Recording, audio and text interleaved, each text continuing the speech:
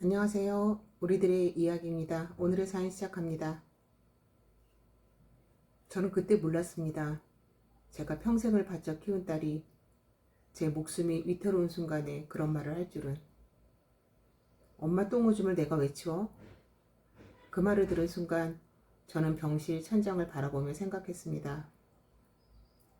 아, 내가 지금까지 살면서 가장 크게 착각한 게 하나 있구나. 피를 나는 자식이 당연히 내 편일 거라는 그 착각. 이 이야기를 들으시면 아마 많은 분들이 분노하실 겁니다. 하지만 끝까지 들어봐 주세요. 결국 제가 어떤 선택을 했는지, 그리고 그 선택 후에 제 딸이 어떻게 됐는지. 제 이름은 김수님, 올해 71입니다. 저는 1955년 경기도 안양의 작은 연립주택에서 태어났습니다. 아버지는 구두 수송공이셨고 어머니는 시장에서 채소를 파셨어요.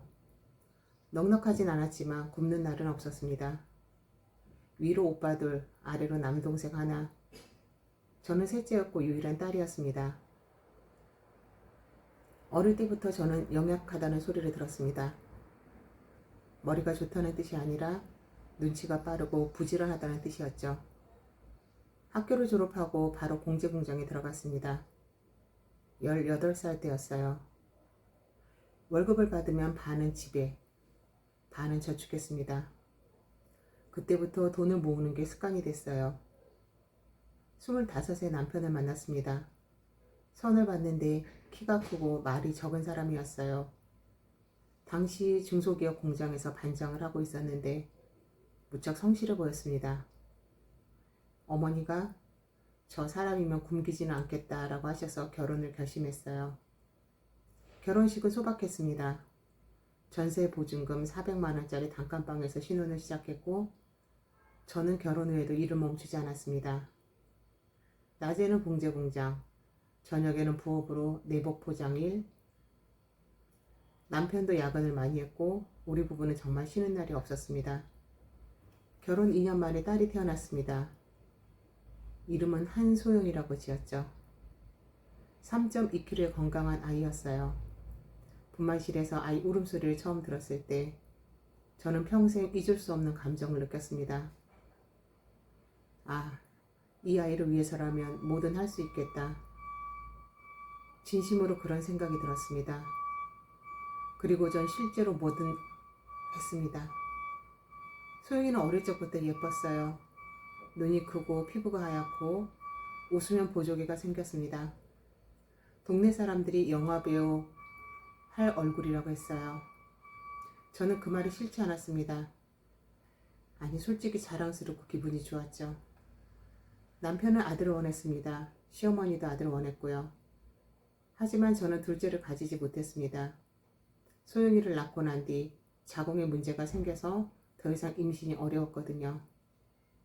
남편은 처음에 실망한 기색이 있었지만 소영이가 아장아장 걸으며 아빠 아빠 하고 부를 때부터 딸 바보가 되었습니다. 문제는 시어머니였어요. 시어머니는 소영이를 별로 좋아하지 않았습니다. 대놓고 말씀하진 않으셨지만 명절마다 손자 없는 집은 제사도 쓸쓸하다 하는 말씀을 하셨어요. 저는 그 말을 들을 때마다 속이 쓰렸지만 참았습니다. 시어머니가 돌아가신 건 소영이가 중학교 때였는데 솔직히 말씀드리면 그 이후로 마음이 좀 편해졌습니다. 소영이 교육 문제에는 돈을 아끼지 않았습니다. 초등학교 때부터 피아노, 영어, 수학과에, 중학교 때는 학원을 3군데나 보냈어요. 고등학교 때는 입시 전문 과외까지. 남편 월급만으로는 부족해서 저는 식당 일까지 했습니다. 새벽 5시에 나가서 점심 장사를 하고 오후에는 반찬 가게 일, 저녁에는 집에 와서 소영이 밥을 차렸어요. 제 손은 늘 거칠었습니다. 갈라지고 물집이 생기고 겨울이면 핏줄이 터졌어요. 하지만 소영이가 엄마 손 아프겠다 하면서 핸드크림을 발라줄 때 그 모든 고생이 사라지는 기분이었습니다. 소영이는 서울에 있는 4년제 대학에 갔습니다. 경영학과. 등록금이 학기에 350만 원이었는데 8학기면 2,800만 원. 거기에 자취방 월세, 생활비, 교통비. 저는 그 돈을 마련하려고 식당 일에 보험 판매까지 했습니다. 밤에 잠을 4시간도 못 잔 날이 수두룩했어요. 남편은 50대 초반에 공장에 취직했습니다. 퇴직금 3천만 원. 그 돈도 대부분 소영이 학비와 결혼 자금으로 들어갔어요. 소영이는 대학을 졸업하고 중견회사에 취직했습니다. 연봉이 3천만 원대로 시작했는데 저는 그것만으로도 감사했어요. 내 딸이 사무실에서 깨끗한 옷 입고 일하는구나. 내가 고생한 보람이 있구나. 그리고 소영이가 31에 결혼을 했습니다. 남편감은 같은 회사 선배였어요. 이름은 박준호. 나이는 소영이보다 4살 위. 대기업은 아니지만 안정적인 직장이었고 집안도 평범했습니다. 결혼식 비용은 저희 부부가 거의 다 부담했어요. 웨딩홀 대관료, 드레스, 사진. 합치면 2,500만 원 가까이 들었습니다. 거기에 예물, 예단. 남편이 퇴직금에서 남겨둔 돈까지 탈탈 털었어요. 그때 저는 55세였고 남편은 57세였습니다. 남은 재산이라고는 20년 넘게 살던 안양 아파트 한 채뿐이었습니다. 근데 이 아파트가 중요합니다. 30평이었는데 2005년에 재건축이 되면서 50평짜리 새 아파트로 바뀌었어요. 그때 추가 분담금을 4천만 원 내야 했는데 그 돈도 제가 식당 일하면서 모은 돈이었습니다. 남편은 그때 이미 건강이 안 좋아서 일을 못하고 있었거든요. 시세는 한 12억 정도, 서울은 아니지만 역세권이고 학군이 좋아서 값이 꽤 나갔습니다. 소영이는 결혼 후에도 자주 전화했습니다. 일주일에 2번, 3번. 엄마 밥 먹었어? 아빠 병원 갔어? 그런 안부 전화였어요. 명절에는 와서 같이 밥 먹고 어버이날 용돈 50만 원 보내줬어요. 저는 그게 너무 고마웠습니다. 우리 소영이는 효녀다. 진심으로 그렇게 생각했어요. 그런데 남편이 먼저 갔습니다. 소영이 결혼 3년 차에 남편이 폐암 판정을 받았어요. 평생 담배를 피웠으니까 투병 1년 만에 세상을 떠났습니다. 향년 64세.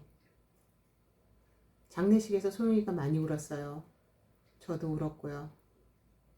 하지만 솔직히 말씀드리면 남편과의 사이가 늘 좋았던 건 아닙니다. 말이 없는 사람이었고 고마움을 표현할 줄 모르는 사람이었어요. 하지만 나쁜 사람은 아니었습니다. 그냥 그 시대 남자들이 다 그랬으니까요. 남편이 떠나고 저는 혼자가 됐습니다. 62세. 50평 아파트에 혼자. 소영이가 말했습니다. 엄마 우리 같이 살까? 저는 고개를 저었어요. 아니다. 사위한테 미안하지. 나 혼자 잘 살 거다. 진심이었어요.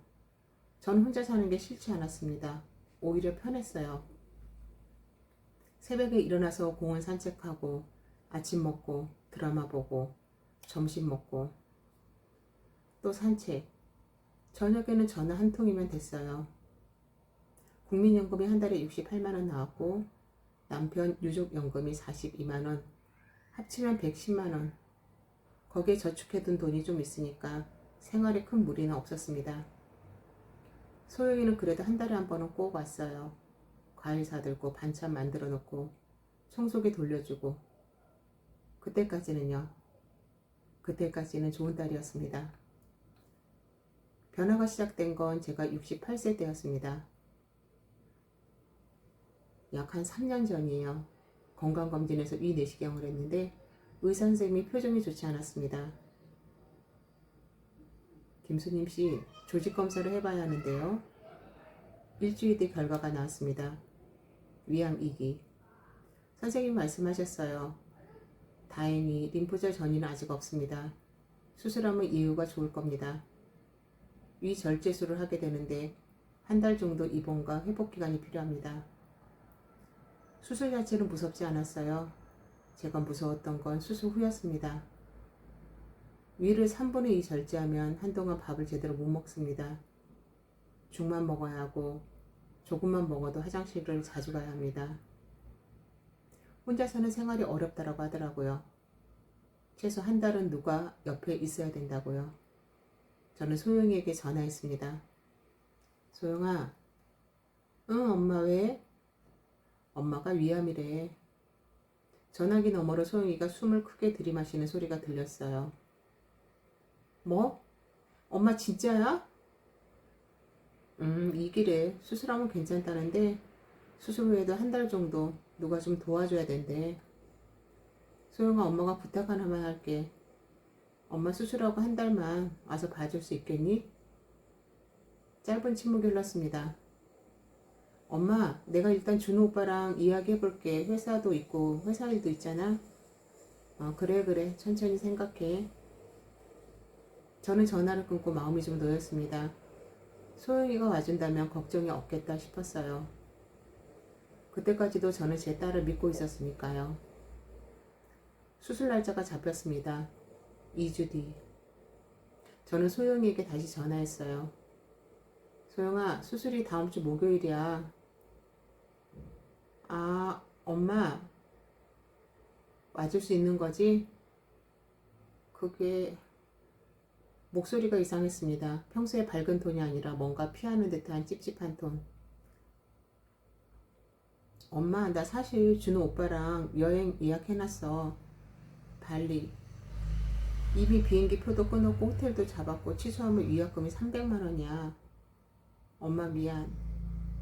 근데 이거 6개월 전부터 계획한 거야. 준호 오빠가 휴가를 겨우 마친 거거든. 저는 한참 말을 못했습니다. 그리고 겨우 입을 열었습니다. 소영아, 엄마가 암 수술하는데 여행이 더 중요하니? 엄마, 그게 아니라 간병인 쓰면 되잖아. 요즘 간병인 서비스 좋다며. 내가 비용은 낼게. 알았다.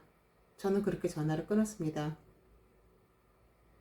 가슴속 한켠이 쿵 내려앉는 느낌. 그게 그때 제가 느낀 감정이었습니다. 분노가 아니었어요. 허탈함. 아, 이게 현실이구나. 내 딸이, 내 유일한 핏줄이 엄마 암 수술보다 발리 여행을 택했구나. 그래도 저는 한 가지 기대를 했습니다. 그래도 수술날은 오겠지. 아무리 그래도 수술실 앞에는 있어야 하지 않겠어? 수술 전날 밤 저는 빈 병실에 혼자 누워 있었습니다. 핸드폰을 들여다봤어요. 소영이한테 카톡이 와 있었습니다. 엄마, 나 내일 새벽 비행기야. 수술 잘 될 거야. 화이팅! 이모티콘이 하나 붙어 있더라고요. 주먹을 쥔 이모티콘. 저는 그 이모티콘을 한참 바라봤습니다. 그리고 핸드폰을 뒤집어 놨어요.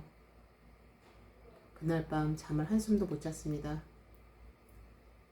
수술은 5시간 걸렸습니다. 전신마취에서 깨어났을 때 눈앞이 흐릿했어요. 천장에 형광등이 보이고 기계음 소리가 나고 코에 뭔가 꽂혀 있었습니다. 몸을 움직일 수가 없었어요. 배 쪽에서 찢어지는 듯한 통증이 밀려왔습니다. 보호자분 계세요? 간호사가 물었습니다. 아니요. 제가 대답했어요. 그 두 글자가 그렇게 무거울 줄 몰랐습니다. 간병인을 불렀습니다. 하루 15만 원. 소영이가 비용을 내겠다고 했지만 실제로 돈을 보내오진 않았어요. 여행 중이니까 연락이 안 됐겠죠. 저는 제 돈으로 냈습니다. 간병인 이름은 박정숙 씨. 나이는 54. 충남 논산에서 올라온 분이셨어요. 남편과 사별하고 혼자 두 아들을 키웠는데 큰아들은 군대에, 작은아들은 고등학생이라고 했습니다. 생활비를 벌려고 간병 일을 시작한 지 3년째라고 하더라고요. 정숙 씨는 첫날보다 달랐습니다. 제가 마취해서 깨어나 구역질을 했을 때 정숙 씨가 대야를 들고 제 등을 쓸어줬어요. 괜찮으세요? 다 토하세요. 속이 편해지실 거예요. 목소리가 차분했습니다. 억지로 밝은 척하는 게 아니라 진짜로 아픈 사람을 많이 봐온 사람의 목소리, 숙련된 손길. 수술 후 3일 동안 지옥이었습니다. 위를 잘라냈으니까 밥을 먹을 수가 없어요. 수액으로 버텨야 합니다. 그런데 목은 마르고 입은 바짝바짝 타들어가요. 물을 마시면 토하고 안 마시면 입술이 갈라지고 거기에 소변줄. 처음에는 소변줄을 달고 있었는데 3일째부터 빼고 직접 화장실에 가야 했습니다. 근데 배에 수술 상처가 있으니 일어나지 못해요. 간병인 도움 없이는 화장실을 갈 수가 없었습니다. 정숙 씨가 저를 부축해서 화장실에 데려갔어요. 변기에 앉혀주고 끝나면 닦아주고 다시 침대에 눕혀줬습니다. 정말 수치스러웠어요. 남한테 그런 모습을 보이는 게. 하지만 정숙 씨는 아무렇지 않은 표정으로 해줬습니다. 어머니 부끄러워하지 마세요. 아픈 건 제가 아니에요. 그 한마디에 제가 울었습니다. 아픈 건 제가 아니다라는 말. 당연한 말인데 왜 그때 그 말이 그렇게 가슴에 사무쳤는지. 수술 후 5일째 소영이한테 전화가 왔습니다. 엄마 나 지금 방금 도착했어. 발리 너무 좋더라. 엄마 수술 잘 됐지? 저는 침대에 누워서 수액을 맞고 있었습니다. 응, 잘 됐다. 다행이다. 간병인 괜찮아? 응.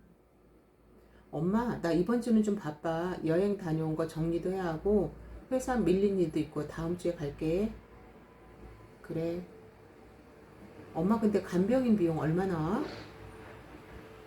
하루에 15만 원. 헐 비싸다. 한 달이면 450만 원이잖아. 엄마 좀 깎아볼 수 없어? 저는 전화기를 내려놓고 싶었습니다. 소영아, 응? 너 올 수 있으면 와. 못 오면 말고.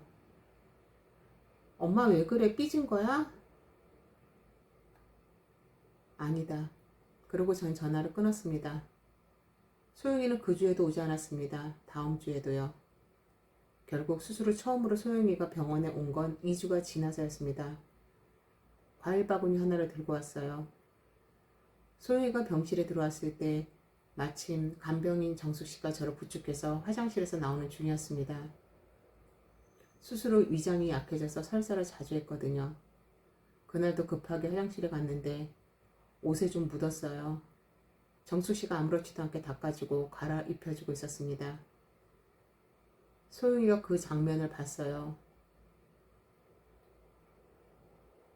인상을 확 쓰면서 코를 막더라고요. 냄새. 정숙 씨가 소영이를 보고 인사했습니다. 아, 따님이세요? 반갑습니다. 소영이는 고개만 까딱하고 창가로 갔어요. 창문을 열더니 한숨을 쉬었습니다. 저는 침대에 누우면서 소영이를 봤습니다. 소영아, 와줘서 고맙다. 응, 엄마. 소영이가 과일 바구니를 탁자에 올려놓으면서 말했어요. 근데 엄마 언제 퇴원해? 의사 선생님이 좀 더 있다 가래. 상처 아무는 거 봐야 한대. 얼마나 더? 2주 정도. 소영이가 한숨을 쉬었습니다. 엄마, 근데 그 간병인 비용이 너무 많이 나가. 내가 다 내기 좀 그래. 준우 오빠 차도 할부 남았고. 저는 아무 말도 하지 않았습니다. 소영이가 계속 말했어요. 엄마가 연금 나오잖아. 거기서 좀 내면 안 돼? 내가 반은 낼게. 정숙 씨가 자리를 피해줬습니다. 슬그머니 병실을 나가면서 저 잠깐 나갔다 올게요 하고 나갔습니다. 소영이가 정숙 씨가 나간 걸 확인하고 말했습니다. 엄마, 솔직히 저 사람 꼭 있어야 해? 낮에만 쓰면 안 되나? 소영아, 엄마가 밤에 화장실 혼자 못 가. 에이, 기저귀 차면 되지. 아니, 엄마 내 말은 그게 아니라. 저는 소영이를 물끄러미 바라봤습니다. 소영아, 응? 그러면 네가 와서 좀 도와줄 수 있겠니?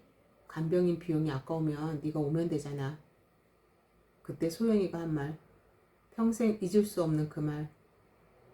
소영이가 눈을 크게 뜨고 마치 황당하다는 듯이 말했습니다. 엄마 똥 오줌을 내가 왜 치워?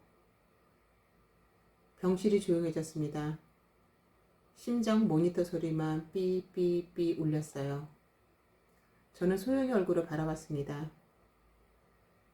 제가 낳은 그 얼굴, 제가 젖을 먹여 키운 얼굴, 제가 밤새 기저귀를 갈아주고 똥기저귀를 빨던 그 아이의 얼굴. 뭐라고? 제 목소리가 떨렸어요. 아니 엄마 기분 나쁘게 들었으면 미안한데 현실적으로 내가 회사도 있고 집안일도 있는데 여기 와서 간병을 어떻게 해. 그건 전문가한테 맡기는 게 맞아. 그래 전문가한테 맡기자. 근데 돈은 네가 내기 싫다? 내가 언제 싫다고 했어. 반은 낸다고 했잖아. 네가 반, 엄마가 반. 그게 말이 되니? 엄마 왜 그렇게 말해? 나도 내 생활이고 가정이 있잖아. 소영이 눈이 빨개지더라고요. 하지만 저는 알 수 있었습니다. 그건 미안해서 빨개진 게 아니었어요. 화가 나서 빨개진 거였습니다. 자기가 나쁜 사람 취급당하는 게 화가 난 거예요. 소영이는 그날 1시간 만에 갔습니다. 과일 바구니만 놓고. 병실 문이 닫히고 정숙 씨가 돌아왔어요. 어머니 괜찮으세요? 저는 고개를 돌렸습니다. 창밖을 봤어요. 눈물이 볼을 타고 흘렸는데 닿지 않았습니다. 정숙 씨가 조용히 휴지를 건네줬어요. 어머니 우셔도 돼요. 저는 그날 밤 한참을 울었습니다. 소리 없이. 1달 만에 퇴원했습니다. 병원비는 보험에서 대부분 나왔고 간병비는 결국 제가 다 냈습니다. 소영이가 보내준 돈은 100만 원. 간병비 총액의 4분의 1도 안 됐어요. 집에 돌아왔는데 50평 아파트가 그렇게 넓은 줄 처음 알았습니다. 혼자 있으니까 무서웠어요. 밤에 배가 아파서 화장실에 갈 때 어두운 복도가 끝없이 길게 느껴졌어요. 수술 후유증으로 밥을 조금밖에 못 먹으니까 힘이 없었고 어지러워서 넘어질 뻔한 적도 있었습니다. 그때 정숙 씨한테 전화했어요. 정숙 씨 혹시 시간 되시면 퇴근 후에라도 좀 도와주실 수 있을까요? 정숙 씨가 말했습니다. 어머님 제가 가서 도와드리겠습니다. 그렇게 우리는 합의가 돼서 정숙 씨가 매일 아침 8시에 와서 저녁 7시에 갔습니다. 아침에 죽을 쑤어주고 약을 챙겨주고 산책을 같이 갔어요. 제가 힘들어하면 팔을 잡아주고 계단에서는 허리를 받쳐줬습니다. 점심은 소화가 되는 걸로 만들어줬어요. 두부찜, 달걀찜, 연두부, 된장국. 저녁은 미음이나 흰죽. 정숙 씨는 요리를 잘했어요. 간이 딱 맞고 뭘 해도 정성이 들어가 있었습니다. 제가 미안해서 한 달에 250만 원을 드렸어요. 정숙 씨는 처음에 너무 많다고 했지만 저는 고집을 부렸습니다. 당신이 없으면 나 혼자 못 삽니다. 이건 월급이에요. 정숙 씨는 그 돈을 아들 학원비에 썼다고 합니다. 시간이 지나면서 정숙 씨와의 관계는 더욱더 친밀해졌어요. 단순한 고용관계가 아니라 진짜 사람 대 사람으로요. 정숙 씨 사연도 들었습니다. 남편이 트럭 운전을 하다가 교통사고로 세상을 떠났다고. 보험금 5천만 원으로 빚을 갚고 나니 남은 게 없었다고. 작은 아들이 대학을 가고 싶어 하는데 등록금이 걱정이라고. 저는 가만히 들었어요. 그리고 생각했습니다. 이 사람이 남인데, 이 사람이 내 똥오줌을 치운다. 내 딸은 피를 나눴는데 내가 왜 치워라고 한다. 세상이 참 아이러니했습니다. 퇴원 후 2달째 소영이가 전화를 했습니다.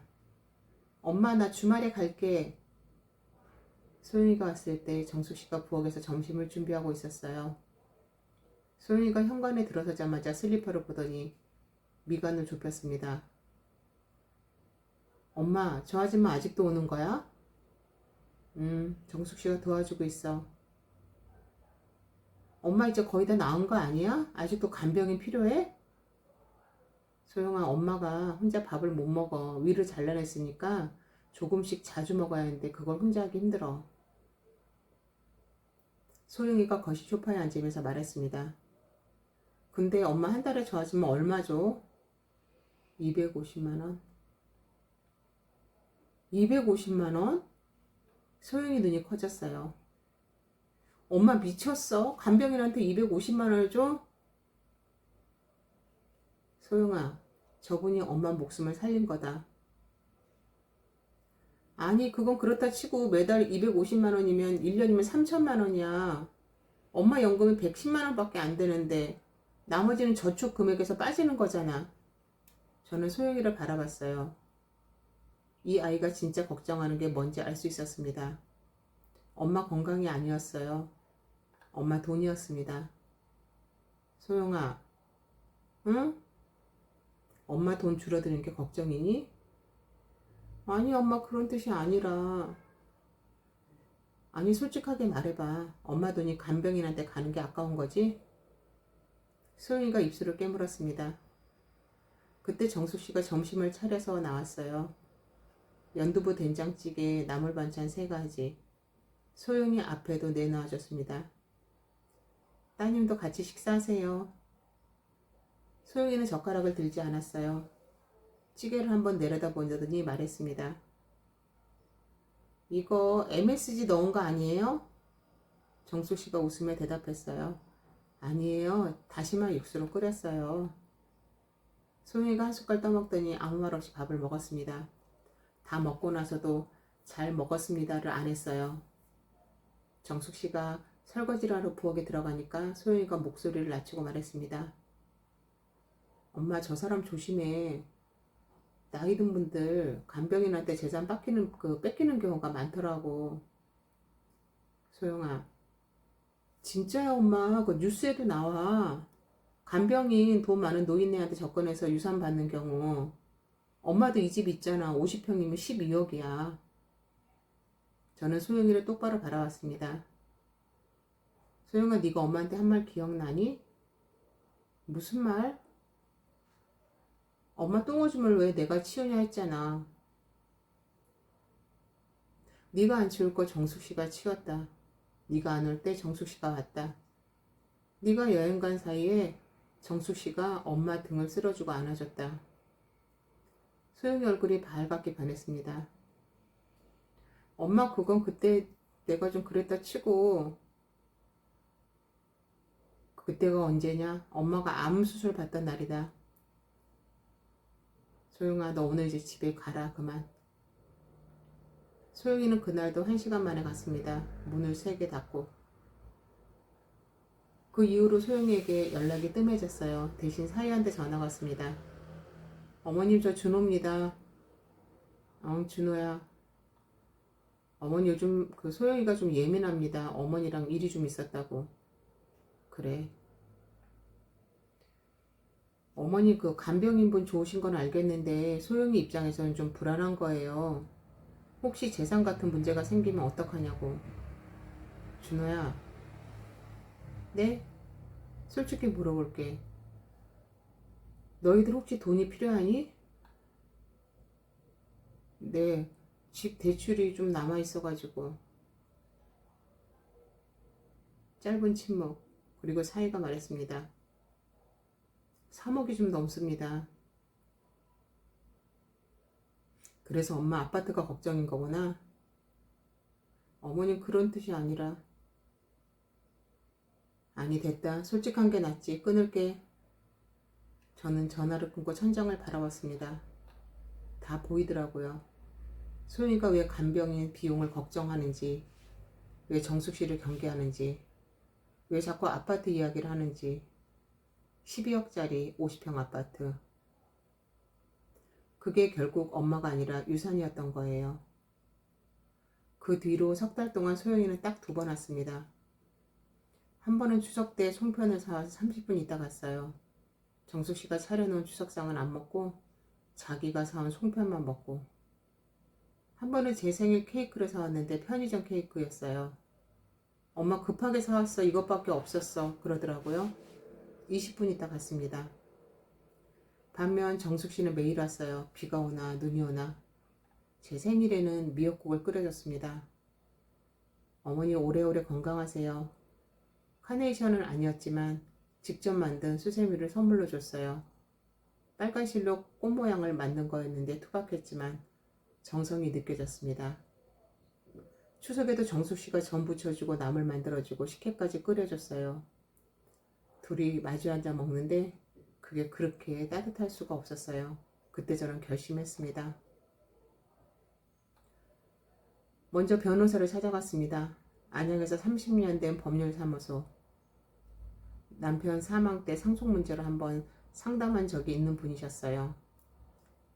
선생님, 제가 아파트 명의를 제 딸이 아닌 다른 사람에게 넘기고 싶은데요. 최 변호사가 안경을 고쳤으며 물었습니다. 다른 사람이요? 가족이 아닌? 네, 제 간병인이에요.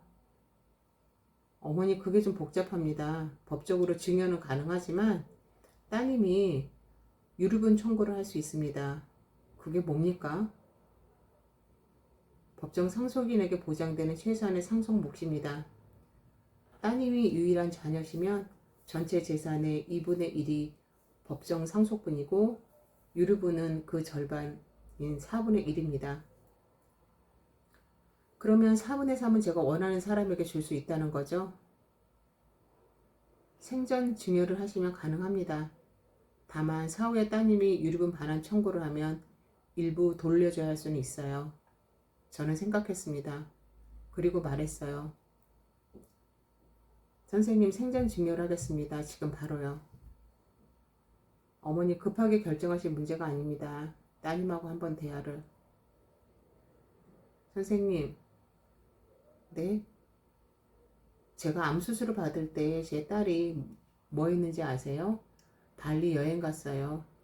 제가 병실에서 똥을 못 가려서 기저귀를 차고 있을 때 제 딸이 뭐라고 했는지 아세요? 엄마 똥 오줌은 내가 왜 치워? 라고 했어요. 변호사가 잠시 말을 멈췄습니다. 저는 제 재산을 저를 돌봐준 사람에게 주고 싶습니다. 그게 법적으로 가능한 거면 해주세요. 최 변호사가 고개를 끄덕였습니다. 알겠습니다. 서류 준비하겠습니다.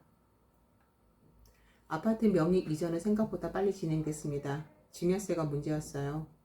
50평 아파트 시세 12억에 대한 증여세. 비가족 간 증여는 공제가 거의 없어서 세금이 꽤 나왔습니다. 하지만 저는 이미 계획을 세워놨어요. 아파트를 통째로 증여하는 게 아니라 일단 정숙씨에게 전세를 놓는 형태로 거주권을 주고 유언장에 아파트를 정숙씨에게 유증하는 것을 했습니다. 생전에는 함께 살면서 제가 소유권을 유지하되 사후에는 정숙씨에게 가도록. 거기에 추가로 생전 증여로 저축한 돈 중에 5천만 원을 정숙씨 작은아들 대학 등록금 명목으로 먼저 넘겼습니다. 최 변호사가 유언 공증까지 다 해줬어요. 유언장 내용은 이랬습니다. 본인 김수님은 안양시 소재 아파트 소유권을 박정숙에게 유증한다. 딸 한소영에게는 유류분에 해당하는 금액만을 현금으로 지급한다. 공증이 끝나고 저는 정숙씨를 불렀습니다. 정숙씨, 네 어머니, 나 죽으면 이 집 당신 거야. 정숙씨가 놀라서 손을 내저었어요. 어머니 무슨 말씀을, 저는 그런 거 바라고 온 거 아닙니다. 알아. 당신이 그런 사람 아닌 거 나도 알아. 그런데 이건 내가 하고 싶어서 하는 거야. 내 딸보다 당신이 나한테 더 잘해줬어. 그걸 갖고 싶은 거야. 정숙씨 눈에 눈물이 고였습니다. 울지마. 나는 오히려 속이 후련해. 3개월 뒤 어떻게 알게 됐는지 모르겠어요. 등기부 등본을 떼봤는지 아니면 사이가 부동산 관련해서 알아보다 알게 된 건지 소영이한테 전화가 왔습니다. 그것도 아침 7시에. 벨이 울리자마자 받았는데 소영이 목소리가 떨리고 있었어요. 엄마, 엄마 그 아파트 유언장, 그거 정숙씨한테 주기로 했다. 엄마 지금 무슨 소리야? 소영이가 소리를 질렀습니다. 전화기 너머로 울림이 느껴질 정도로. 10억짜리 아파트를 남한테 줘? 엄마 정신이 있는 거야 없는 거야? 소영아 목소리 낮춰. 어떻게 낮춰? 엄마가 미쳤으니까 그러지. 그 간병인이 엄마를 꼬신 거야. 재산 노린 거라고. 소영아, 나 변호사한테 알아볼 거야. 엄마 치매 검사부터 시킬 거야. 이건 무효야. 저는 조용히 말했습니다. 소영아, 엄마 치매 아니다. 공증도 다 받았고 변호사도 다 붙였다. 그리고 한 가지 물어볼게. 엄마가 암 수술 받을 때 네가 뭐 했는지 기억나? 그건 그때 상황이 달리 갔지? 엄마가 병실에서 기저귀 차고 있을 때 네가 한 말 기억나? 엄마 그건 엄마 똥오줌을 내가 왜 치우냐 했지? 전화기 너머로 소영이가 흐느끼기 시작했습니다. 엄마 나 그때 그런 뜻으로 한 말이 아니야. 나도 힘들었어. 소영아, 네가 안 치운 그 똥오줌 정수씨가 다 치웠다. 네가 안 온 그 밤들 정수씨가 다 지켰다. 그 사람은 남이야. 피 한 방울 안 섞인 남이야. 근데 그 남이 피를 섞은 내 딸보다 더 잘해줬어. 그러니까 내 재산도 나한테 잘해준 그분한테 간다. 그게 싫으면 법대로 해. 유류분 청구하면 4분의 1은 네 거야. 그건 네 권리니까 막지 않겠다. 엄마 제발. 더 할 말 없다. 끊는다. 저는 전화를 끊었습니다. 손이 떨렸어요. 하지만 후회는 없었습니다. 소영이가 가만히 있을 리 없죠. 일주일 뒤 소영이한테서 내용 증명이 날아왔습니다. 변호사를 선임한 거예요. 내용은 이랬습니다. 피증여자 박정숙이 증여자 김수님의 판단력이 저하된 상태를 이용하여 재산을 편취한 것으로 추정되며 해당 증여 및 유언은 무효 사유에 해당할 수 있음. 쉽게 말해서 우리 엄마가 정신이 온전하지 않은 상태에서 간병인한테 넘어간 거다. 무효 처리해라. 이런 뜻인 거죠. 저는 최 변호사에게 전화했습니다. 변호사님 이거 어떻게 해야 합니까? 어머니 걱정 마세요. 이미 공중 당시에 인지능력 감정서를 받아뒀잖아요. 어머님이 치매가 아니라는 의사 소견서도 있고요. 법적으로 문제 없습니다. 그래도 소영이는 포기하지 않았어요. 법원에 유언 무효 확인 소송을 제기했습니다. 재판은 6개월이 걸렸습니다. 소영이 측 주장은 이랬어요. 어머니가 암 수술 후 판단력이 저하된 상태였다. 간병인 박정숙이 그 틈을 이용해 재산을 편취했다. 비혈연인에게 대한 전 재산 증여는 사회 통념에 반한다. 제 측의 반박은 이랬습니다. 공증 당시 인지능력 감정서상 정상이었다. 의사 소견서에 환자의 판단 능력에 문제없음 기재. 증여는 본인의 자유의사에 의한 것이며 유류분은 침해하지 않았음. 재판에서 결정적이었던 건 증인 신문이었습니다. 제가 증인석에 섰어요. 판사가 물었습니다. 원고가 피고인의 간병을 거부한 사실이 있습니까? 네. 구체적으로 말씀해 주시겠습니까? 저는 차분하게 말했습니다. 제가 위암 수술을 앞두고 딸에게 한 달간만 간병을 부탁했습니다. 딸은 여행 일정을 이유로 거절했습니다. 수술 당일날도 오지 않았습니다. 병문안은 수술 2주 뒤에 처음 왔습니다. 그때 원고가 어떤 말을 했습니까? 엄마 똥오줌을 내가 왜 치워? 라고 했습니다. 법정이 조용해졌어요. 소영이 측 변호사가 반대 신문을 했습니다. 김수님 씨, 딸이 간병을 거절한 것은 직장생활과 개인 사정 때문 아니었습니까? 네, 개인 사정이요. 발리 여행이요. 간병인 비용을 일부 부담했다는 건 사실이지 않습니까? 100만원 보냈습니다. 총 간병비 450만원 중에요. 방청석에는 누군가 한숨을 쉬는 소리가 들렸어요. 소영이는 증인석에 서지 않았습니다. 변호사가 만류했을 겁니다. 판결.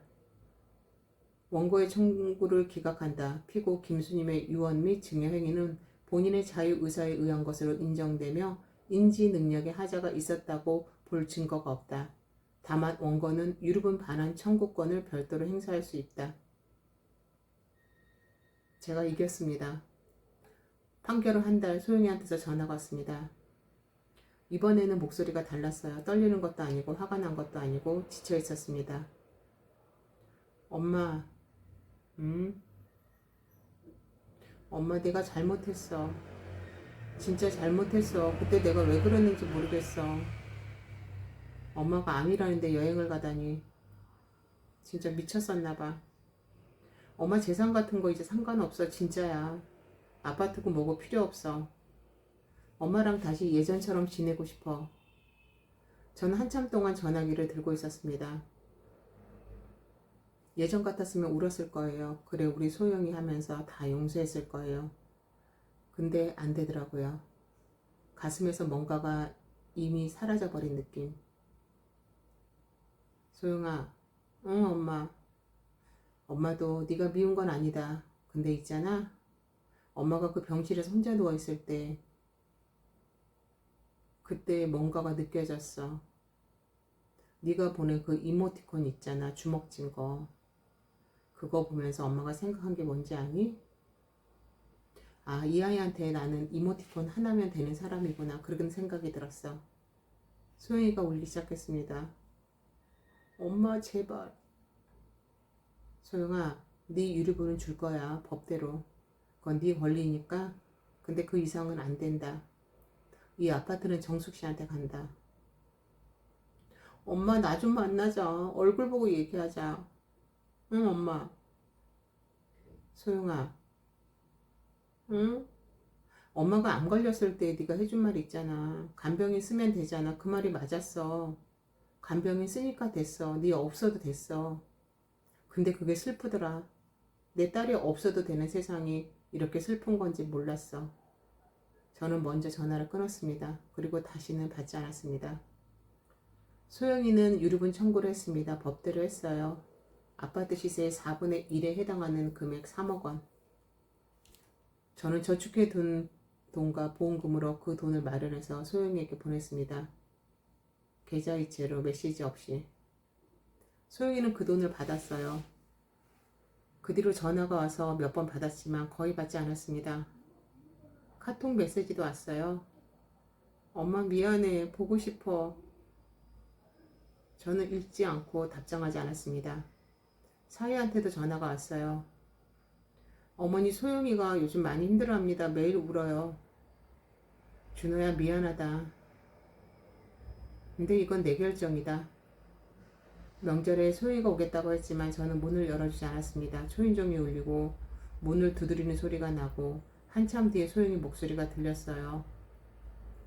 엄마 나야. 문 좀 열어줘. 저는 거실 소파에 앉아서 TV를 보고 있었습니다. 정숙씨가 걱정스러운 눈으로 저를 봤어요. 어머니 괜찮으세요? 응 괜찮아. 한 30분쯤 지나니까 소영이가 갔어요. 문 앞에 과일 상자를 놓고. 저는 그 과일 상자를 정숙씨에게 줬습니다. 정숙씨 아들 갖다 줘. 저는 지금 71세입니다. 위암수술을 3년째. 정기검진에서 제발 소견은 없었습니다. 정숙씨는 지금도 매일 옵니다. 작은 아들이 대학에 입학했어요. 국립대 간호학과. 등록금은 제가 보내준 돈으로 1년치를 냈고 나머지는 장학금으로 해결했다고 합니다. 정숙씨의 큰아들은 군대를 제대하고 취업을 했어요. 물류회사에서 일하는데 주말마다 우리 집에 와서 무거운 짐을 옮겨주고 전구 갈아주고 배수구 청소해줍니다. 예의 바르고 듬직한 청년이에요. 정숙씨 아들들이 저를 할머님이라고 부릅니다. 처음 들었을 때는 좀 울컥했어요. 손주가 없으니까 그런 소리를 들을 일이 없었거든요. 이 집은 예전에 넓어서 무서웠는데 지금은 정숙씨 냄새가 배어서 따뜻합니다. 된장국 끓이는 냄새, 빨래 섬유 유연제 냄새, 사람 사는 냄새. 소영이는 아직도 가끔 연락이 옵니다. 카카오톡으로. 엄마 나 보고 싶어. 엄마 잘 지내? 저는 읽기만 합니다. 미워하는 건 아닙니다. 미움은 에너지가 들거든요. 저는 그럴 에너지가 없어요. 그냥 끝난 겁니다. 제가 죽을 고비에서 손을 내밀었을 때 그 손을 잡아준 사람이 누구인지, 그리고 그 손을 뿌리친 사람이 누구인지 그걸 몸으로 겪었으니까요. 한 핏줄이라고 효도를 보장하지 않습니다. 지갑이 부모의 가치를 결정하지 않습니다. 저는 제 재산을 제 의지로 제가 사랑받은 방식에 따라 나눴습니다. 법 앞에서 당당했고 양심 앞에서 당당합니다. 소영이가 제 딸인 건 변하지 않아요. 하지만 저를 지킨 사람은 정숙 씨입니다. 그리고 저는 그 사실을 세상에 떳떳하게 말할 수 있습니다. 이 집은 제가 평생 일해서 산 집이고 제가 원하는 사람에게 줄 겁니다. 그 이유는 딱 하나입니다. 그 사람이야말로 저를 사람으로 대해줬으니까요. 오늘의 이야기는 여기까지입니다. 여러분이라면 이런 상황에서 딸을 용서하시겠습니까? 아니면 오늘 사연의 주인공처럼 하시겠습니까? 라는 질문을 고정 댓글로 남겨주세요. 여러분의 사연도 남겨주시면 각색해서 제가 들려드리겠습니다. 끝까지 시청해주셔서 감사합니다.